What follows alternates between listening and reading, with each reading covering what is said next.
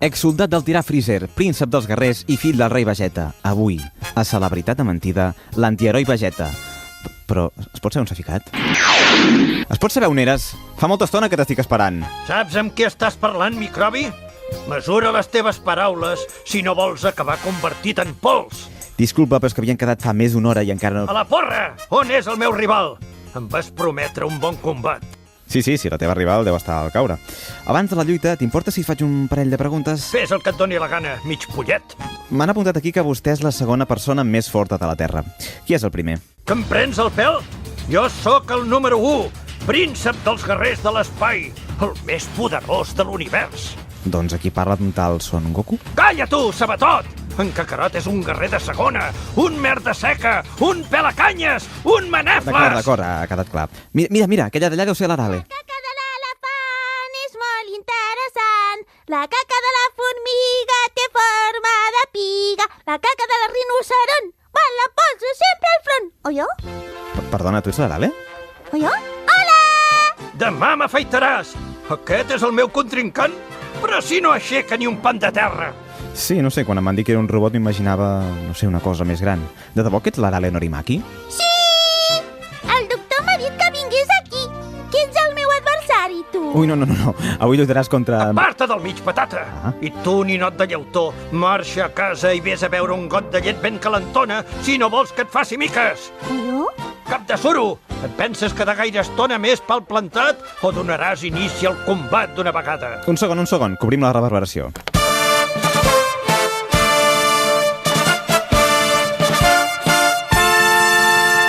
Quina emoció! La final d'aquest peculiar torneig de les arts marcials està a punt de començar. Qui s'endurà el premi? A la meva dreta, amb un pes de 31 quilograms i una alçada d'1 metre i 9 centímetres, Arale Norimaki! Hola! A la meva esquerra, amb un pes Si goses dir el meu pes, et reduiré a cendres curt de gambals. Fes que comenci el combat si no vols que t'esclafi. Està bé. Que comenci el combat!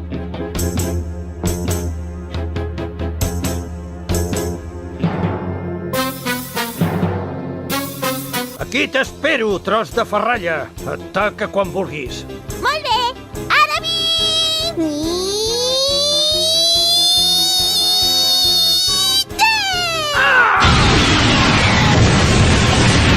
Increïble! L'Arale li ha clavat un cop de cap al Vegeta que l'ha fet sortir volant. Ella és molt forta! Un, dos, pi. O jo?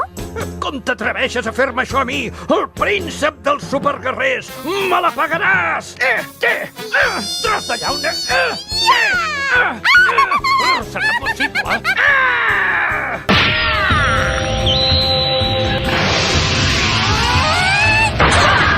O jo? Hola! Ja torno a ser aquí! Quin combat, senyors i senyores, quin combat! En Vegeta ha pagat a l'Arale amb totes les seves forces, ha fet que s'enlairés i instants després l'androide ha aparegut darrere del guerrer de l'espai i li ha clavat un cop brutal.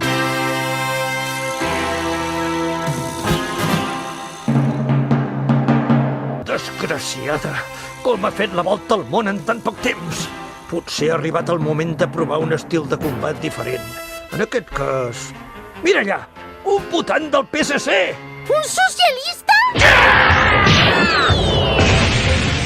Què et sembla això, robot d'estar per casa? Brutal! L'atac d'en Vegeta ha agafat desprevinguda a l'Arale i... Atenció, perquè amb aquest últim atac en Vegeta ha decapitat l'Arale. Ni que sigui un robot, si l'han decapitat, en Vegeta serà totalment eliminat del combat. Aquí!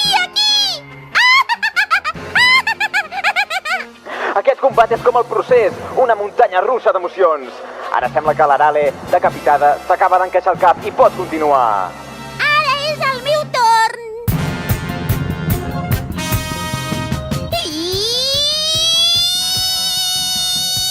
Puntada de l'Arale! Quin final! L'Arale ha enviat en Vegeta a fregir espàrrecs llançant-lo a la... Un moment, què és allò? És un ocell? És un avió? No! És el príncep dels superguerrers! No pot ser!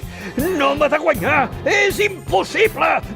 Jo sóc més fort que aquesta androide fastigosa! L'he de guanyar! La guanyaré! O jo?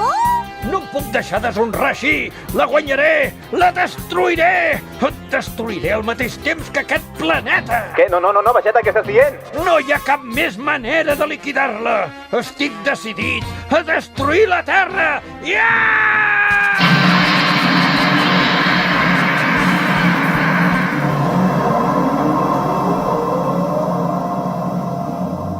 La mare que et va matricular, Gerard. Per què no us paraves abans? Tu saps la de noies que em quedaven per conèixer encara? Joder, tio, que fins i tot m'havia apuntat al gimnàs. Quin dia dius que fas cara? Què dius? Re, que quan et costava el gimnàs? 19,90. Era un... Però és igual, això. Estem al cel. Ara, precisament ara que tenia un match a Tinder. Però qui t'ha de fer match a tu? Ai. Si l'única que et va fer like a Tinder va ser la teva cosina, la del bigoti. I per què li fas pena? A veure, va, ensenya'm el telèfon. Mira. I amb l'Anna hagués pogut passar alguna cosa, vale? El tema és que no m'agraden les noies que porten una barba més llarga que la meva.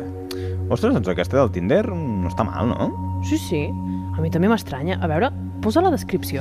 Aviam, Laura, 26. Busco un noi saludable. Ha de tenir els dos ronyons, no beure ni consumir cap droga que pugui malmetre el fetge. Si fossi ser un negatiu seria un extra. Molt bé, Roger. Mira, Roger, és la primera noia que t'estima pel teu físic. Què heu de saber vosaltres de l'amor? Ostres, ei, mireu! Què? On? Allí al costat de Sant Pere. No són el Joan Sans i l'Anna Maria Camps? Sí. Què us sembla si els hi fem una entrevista? Sí. Va, deixar-te fer una entrevista serà la nostra última bona obra. Anem! Amén! Actors de doblatge, herois d'infància, però personalment potser menys coneguts per al gran públic. Avui a Romesco tenim el plaer de comptar amb Joan Sans, el doblador de Vegeta de Bola de Drac, i l'Anna Maria Camps, una de les veus de l'Arare del Dr. Slump. Hola. Vosaltres recordeu els personatges amb el mateix carinyo que nosaltres? Possiblement no, No, bueno, a veure, a mi em va encantar doblar l'Arare, però clar, com que després hem doblat moltes més coses, clar, suposo que ens queda lluny. Clar, jo fa 27 anys que vaig doblar l'Arare, clar, em queda lluny. Ha plogut. Després, al cap de molts anys, 20 i escaig, pel Facebook van contactar amb mi gent que era molt fan del Dr. Slump, de l'Arare i tal i que qual. I clar, llavors ja em va venir a la memòria, ostres, aquell personatge que vaig doblar, tal, i els que ara tenen 30 i pico, 40 i pico d'anys, se'n recorden de quan eren petits i vivien això, no tornen a ser petits un altre cop, al rememorar, no?, aquestes sèries mítiques.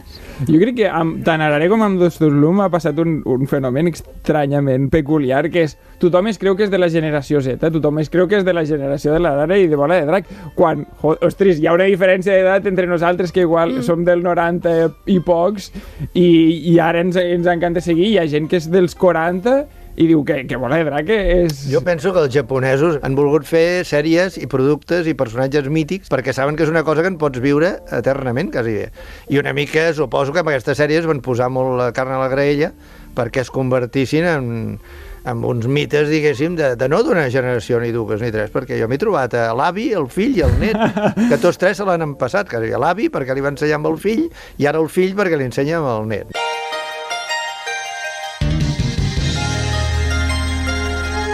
Vosaltres, com a dobladors catalans, i també heu fet coses a l'estranger i a Espanya, quina creieu que és la principal diferència entre el doblatge català i el doblatge espanyol, precisament en aquestes sèries? Aquí es fan les dues coses. Lamentablement, cada vegada menys català, per tota la qüestió política i pressupostària i tal, però als anys 90 va ser... Hi havia molt pressupost, hi havia moltes ganes de normalitzar la llengua i tal. Portem 40 anys normalitzant i no es normalitza mai. I, bueno, suposo que en aquell moment també van fer Bola de Drac en castellà, el que passa que ho van agafar potser com un producte més...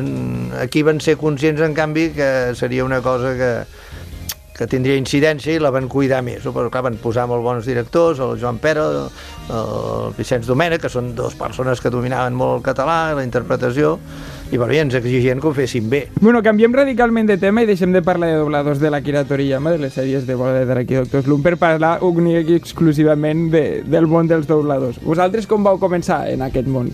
Jo, bé, em vaig ficar en una escola de doblatge, tots mis ahorros, i res, doncs vaig estar un any, després vaig fer sala, vaig anar als estudis, a això que diuen de fer sala, de ir de oyente, no?, d'oient, i escoltava i veia com ho feien els altres, no? Estàs allà assegut i llavors demanes permís i pots anar d'oient, estàs allà supercalladeta i vas veient, i llavors de tant en tant vas demanant alguna prova, algunes proves anaven bé, altres no tan bé, vull dir, aquí no m'ha sortit bé això, i altres t'anaven donant l'oportunitat. Tu, Joan, també vas fer escola? No, jo vaig fer Jo era delineant, que em vaig estar des que vaig començar a treballar fins als 30, vaig fer de delineant. El que passa que jo, com soc d'Olesa, ja fem la passió i molts portem el cuc de la interpretació. I bueno, llavors jo feia teatre infantil, el meu primer debut com a professional, els primers calés que em van pagar va ser fent una obra que es deia El gat amb botes, amb teatre infantil. I llavors, bueno, gràcies a un conegut em van presentar el Joan Pera, li vaig dir que tal, em va dir que en aquell moment hi havia bastant català, que era un moment doncs bo, i bueno, el mateix que deia l'Anna Maria, doncs, a fer sala, vaig estar 6 mesos allà doncs, de convidat de pedra, sense dir ni piu, molt de respecte.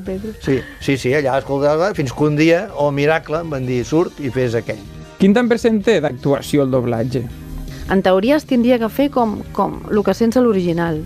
Vale. Aquest és l'objectiu del doblatge? És a dir, que no es perdi res de l'original o guarnir-lo una mica més? Sí, bueno, depèn, perquè si està molt malament, no? És una pel·lícula molt dolenta, uns dibuixos molt dolents i estan molt malament interpretats, doncs intentes fer-ho el millor possible, no? No queda mai igual, jo penso. No és que vull tirar no. La pedra sobre la meva taulada o la nostra taulada, però igual, poques vegades queda exactament igual, perquè, clar, els actors d'imatge han estat assajant durant mesos. Clar, no és el mateix que nosaltres anem allà, pa.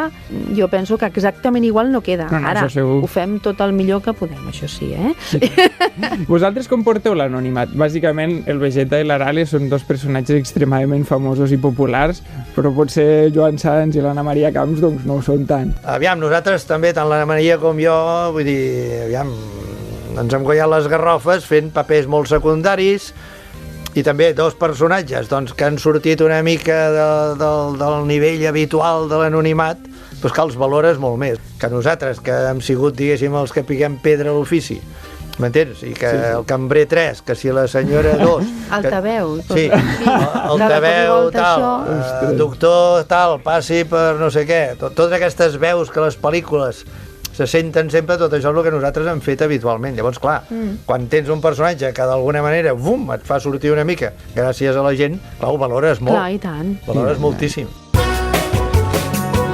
Doncs com que sou la flor i nata del doblatge a Catalunya, avui us volem proposar un concurs a la vostra alçada. Nosaltres us passarem un tall d'una mítica pel·lícula i vosaltres haureu de canviar-li el to.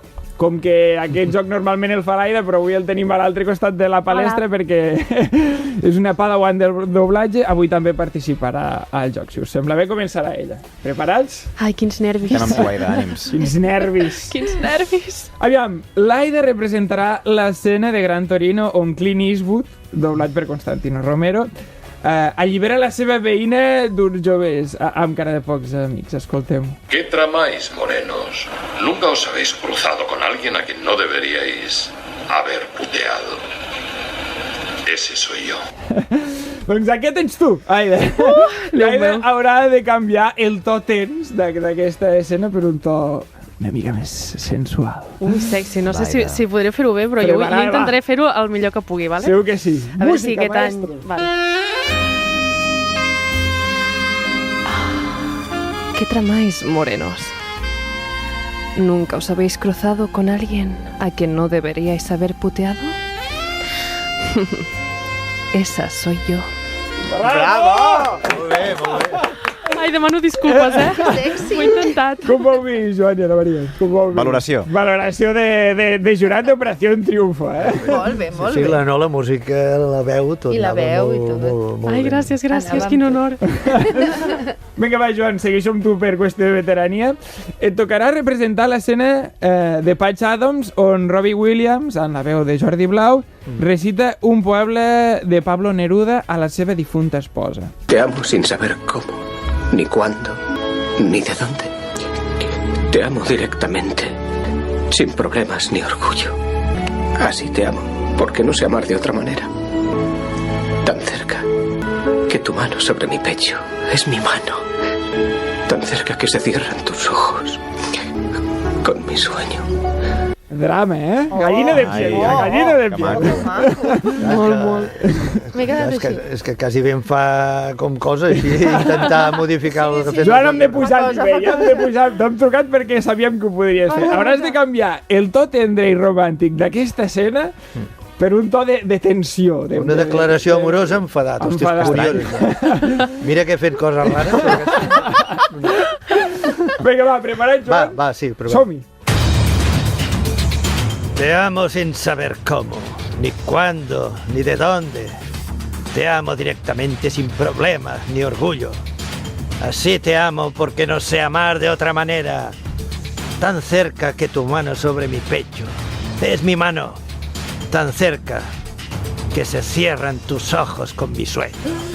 Bravo! Bravo! Ja no sabia si entregar-te el meu cor o la cartera, Joan? Ana Maria, acabarem amb tu. Uy, me tocó. La pel·li que t'ha tocat és Apocalipsis Now. Toma, ja. Just el monòleg inicial on el coronel que interpretava Robert Duvall i doblava Héctor Cantoya deia això. ¿Hueles eso? ¿Lo hueles, muchacho? ¿Qué? Napal, hijo. Nada en el mundo huele así. ¡Qué delicia oler napal por la mañana! Una vez durante 12 horas bombardeamos una colina y cuando todo acabó subí.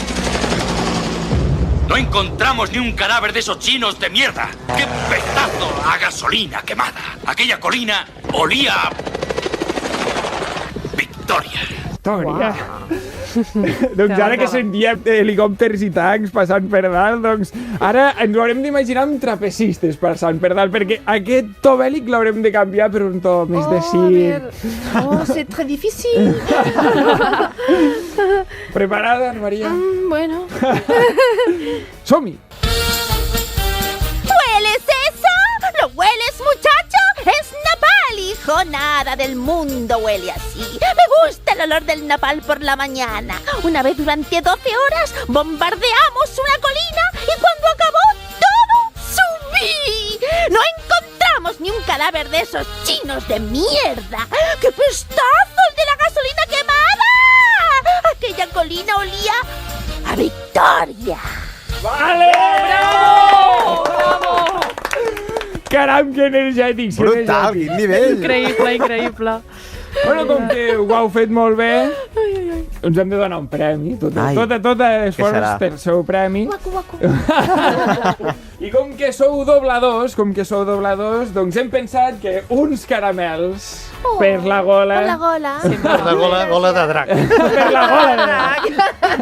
Això s'ho va inventar ella. Molt bé, Ostres. ens aniran genial. Per la gola de drac. I pensarem en vosaltres. Molt bé, moltes gràcies. Moltes gràcies a vosaltres, Joan i Ana Maria, per regalar-nos aquesta bona estona, però sobretot per fer de la nostra infància doncs una infància Gràcies a molt vosaltres. millor. A vosaltres. Gràcies per venir a jugar. I tant, mare meva. Fins aviat. Sempre. Fins aviat. Gràcies. Fins aviat. Merci.